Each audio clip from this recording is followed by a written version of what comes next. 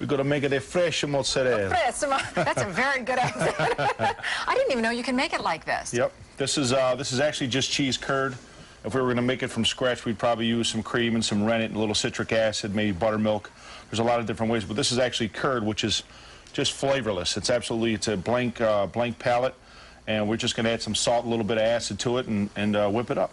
Where do you get the curd if you're going to do something like this? Gershos. Gershos. So you could just ask them for a hunk of it or something? You know, I'm not sure. I buy it by the case, but I'm sure they'd break it up for you. Yes, they're right on Grant Street in the near the Elmo District area. Okay, so if folks want to get it, how much is this going to make, and what should they get? Well, I got about 3 pounds here, so 3 pounds is going to make us 3 pounds. And we're going to make some mozzarella balls. We're going to make a little bit of bocconcini. I wouldn't suggest. Well, I mean, it depends. If you love cheese, you know. What kind of milk is this? Is that buffalo cow's milk? It is cow's milk. Yep. Okay, and you can get it in different though, because some of it. Do they just call it buffalo mozzarella? Well, buffalo mozzarella is made from buffalo's milk, and it's from Campania, which is just south of Naples in Italy. Gotcha. And I was there, and I was actually at the buffalo mozzarella facility, and I saw how they make it and everything. A lot of times restaurants fool you into saying it's buffalo mozzarella, but it's really not. And the best producer of buffalo mozzarella is Campania in Italy. I don't know of anyone here domestically that does it. I know there is one from Argentina, but it's not quite the same. Okay, so we're going to make cow's milk, fresh mozzarella today. And how long will it take about? The whole process from start to finish, probably 10 to 15 minutes. Do you make it for your restaurant? We do, every day. The best Italian, one of the best Italian restaurants in Buffalo. Thank you so much. All right, thanks so much. When we come back, we're going to get started because it's going to take a little time for us to do this. That's right. Back to you, Allie. I could learn how to use the stove. We'd be in business right now. Chef Jeff from Mulberry's, we are making fresh mozzarella bocconcinis today. Yep. So exciting, and it's something, oh, hello. Somebody's so excited they're calling for us. We have to have cheese curds that you can get at like Gershos. Right. And then, what do you do? Well, what we do is we cut these into little 1-inch cubes. You can also pull them apart with your hands, but you want them to be uniform and relatively small so that they cook a little bit quicker. And to this, we're going to add some salt. This is either kosher or sea salt. Okay. And some heavy cream. Because once you see this later on when we cut into this, some of that cream's going to come oozing out. It's absolutely delicious. And some of this red wine vinegar for acid. Just regular table red wine? Red wine vinegar, yep. And how much of this? That's a couple tablespoons. That's my contribution to this fresh mozzarella. And then we're going to dump some water. Now, the water, you don't want it to be boiling. You want it to be somewhere between 160 and 170. How did you know that it was between that? You just knew, instinctually? You know what? I've been doing it for so long. Yeah, I guess. And you make it for the restaurant? We do, every day. How much do you have to make every week? We probably make about 40 pounds a day. Oh, my gosh. A day? Yeah. So what we do is then we just stir it together, and this is what's known as the first cook, because we're actually going to cook this again in a little while. Can we get a shot? Oh, we have it there, John, looking above. And then what you start to see is the cheese come together a little bit. And then that's just going to sit there for a while. Once we've incorporated the salt and the vinegar together and the cream, and we're just going to let it sit there. What would happen if you just took the cheese curd and put it on? It just has no flavor, and you're adding flavor to it? Right. Nobody would ever come back to the restaurant if we did that. Maybe that's where I went wrong in my house. No one's coming back. Okay, so we let that go. When we come back, we're going to finish it up in our 5-minute segment. Yep. And show people, voila. Voila. Fresh mozzarella. Fresh mozzarella. Ellie, back to you. Being serious. Joe was trying to teach me how to make the actual bocconcini balls. This is what it looks like now. It looks familiar. This looks like the fresh mozzarella that you kind of see. Now he's just going to shape it. We just basically want to stretch a little bit just to make sure it's nice and tender. Usually we use a big wooden paddle for that, but we're just going to use our hands today. And you just had to let it sit in there in the hot water to let it kind of malt and Well, actually, while we were on the break, we drained some of the water, okay, because it loses its temperature once you add it to the curd, and then we add some more water back into it, and that's what basically amalgamates the whole thing, puts it together. And what we do is roll it into itself, and then we just pinch off a little thing. Look at that. He makes it look very easy. I tried to do just a little bit. Okay, I'll make a little bocconcini. So you just kind of, while it's hot, kind of roll it together. How many balls do you actually make in the 40 pounds? Like, do you just put it in the... Probably get about 30, 35. And then with the bocconcini, Victoria is mastering over here. Same type of thing, except it's just a little bit smaller. God, you pop it off like a mushroom head. Mine kind of looks like that. You know what's good about this, though? I get to eat my mistakes. All right.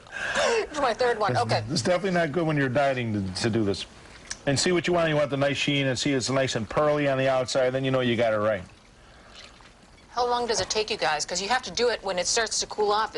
It loses its kind of elasticity. Yeah. There's a very short window. You want to make sure it's nice and moist, and it's delicate, as opposed to something that's hard, which you would buy from the store. One other mistake that a lot of people make when they eat mozzarella is they eat it ice cold, and it's really meant to be eaten at room temperature. Oh, really? Okay, because it really allows all the flavors to, it just kind of settles. And if you put a piece of cheese out and you eat it cold versus a piece of cheese that's been sitting at room temperature for an hour, the difference is dramatic. Kind of difference between eating that and eating this. Is there a different level, a different grade of fresh mozzarella that you can get? Like, will one taste different? Not if you take the different types of milks aside. You know, I don't particularly care for any of the manufactured fresh mozzarella. Many of them come unsalted and are very grainy. Mm-hmm. You know, we salted ours. You don't have to salt it, but I certainly suggest it. I haven't had one that I'm crazy about. Which is why we tried making. Yeah, exactly. What are some of the dishes that you have at Mulberry's that you use the fresh mozzarella? Well, we use this for a mozzarella carrozza, which is fried mozzarella, which we cut this in half, where we cut a piece off, we put it between two pieces of bread, and then we bread it and we fry it. It's really good. It's very popular. Is that like an appetizer or an actual lunch? It's an appetizer, yep. Oh. Obviously, we sell mozzarella caprese using these, and we use this on top of a dish called chicken violani. And we use it at lunchtime for different sandwiches. We have a caprese BLT we put this on.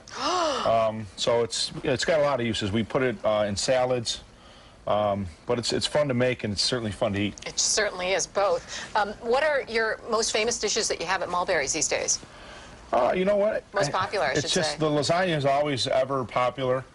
And we're going to be actually changing the menu next week. We're going to put some more authentic type food on there, as opposed to the Italian-American red sauce type of stuff that we have today. Some of the things that inspired me when I was in Italy and my various trips to New York, we're going to start putting little touches of that on the menu to broaden our audience. Where did you go when you were in Italy, and what kind of things did you learn? What's the difference between what we perceive as Italian as really what's Italian? I think there's a big difference. There's really a big difference. The biggest thing in Italy, I was at a friend's house. His mother made dinner for us, and she busts out this big plate of cheese. I mean, cheese is like you see at Wegmans when you walk into the thing, and I'm like, well, you know, I didn't even know what half of it was. I said, where'd you get that? She said, oh, I don't know, it's from around here. And basically, in Italy, when they say that they really eat and stay true to their region, they really do. You don't get tomato sauce in northern Italy like you do in southern Italy. Every region was something different, and you learn a tremendous amount. It's great. So where were you? You were in central Italy?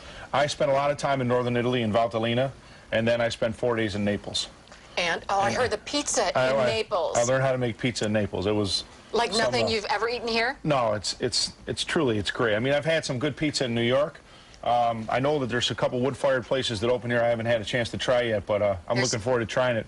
Hopefully, in the near future, we'll be opening a wood-fired joint, and we'll make it just like they make it in Naples. When we were in New York, we went to this place in the West Village that's a pizza place. The guys came directly from Italy. You probably have gone there. I can't remember the name of it, but it was like nothing, and the dough was so paper thin. Yeah. It's maybe Kesta.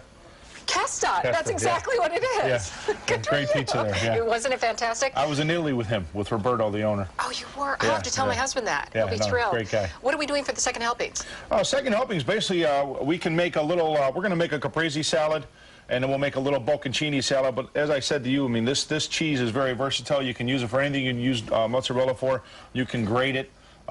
What we've done also, we put it in some cold water. You don't want it to be ice cold water because the cheese is going to tighten up.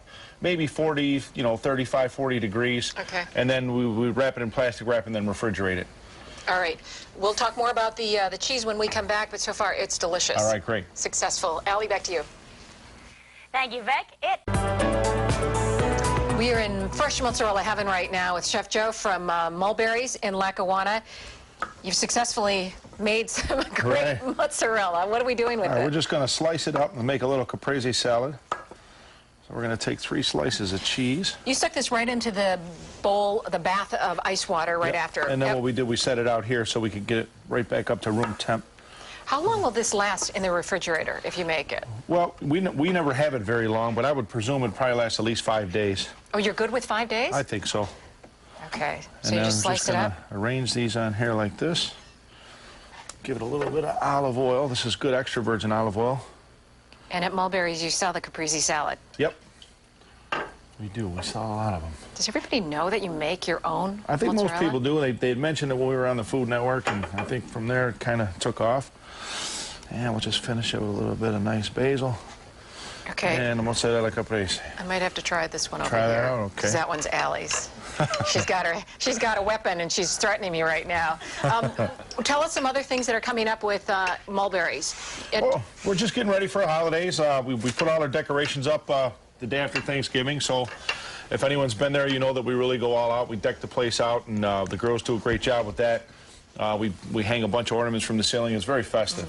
So we're going to work on the lights this week and hopefully have everything all wrapped up by the end of the week. What are your hours for the holiday season? The hours remain the same. Every day we open for lunch at 11:30, and we serve lunch until 3, and then we take a break from 3 to 4, and then dinner's from 4 to 9:30. And then Sunday's just dinner, 3 to 8. Reservations? Yeah, I would suggest. Highly recommended. Yeah. What about for big parties? What if you wanted to have like an office party or something? You know, the problem is it's a very small restaurant, and we really have a tough time accommodating larger parties. A lot of people get